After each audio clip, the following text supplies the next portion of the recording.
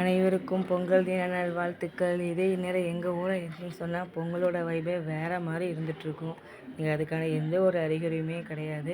நான் பார்த்த 2 வருஷத்தில் இங்கே கிராண்டாக கொண்டாட ஒரே ஒரு விஷயம்னா அது ஓணம் மட்டும்தான்.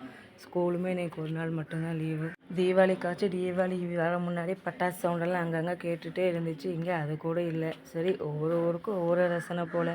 நான் படித்த காலேஜோட பொங்கல் செலிப்ரேஷன் ரொம்ப வேறு லெவலில் இருந்துச்சு. ஃபோனில் பார்த்துட்டு ரொம்பவே ஷாக் ஆகிட்டேன். அட பாவிகளா, நான் படிக்கும்போது இந்த மாதிரிலாம் இல்லையே அப்படிங்கிற மாதிரி.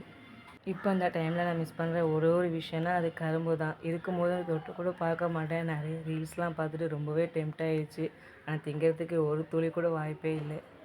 புதுசாக ஏதாவது ட்ரை பண்ணலான்னு சொல்லி ரவையில் புட்டு செஞ்சுருந்தேன். டேஸ்ட் வைஸ் அவ்வளோ பக்காவாக இருந்துச்சு. நான் கூட நினைக்கவே இல்லை இவ்வளோ நல்லாயிருக்குன்னு சொல்லி. எல்லாமே நம்ம நார்மலாக புட்டு செய்கிற மாதிரி தான். பட் ரவையை மட்டும் நம்ம லைட்டாக ஃபஸ்ட்டு வறுத்துக்கணும்.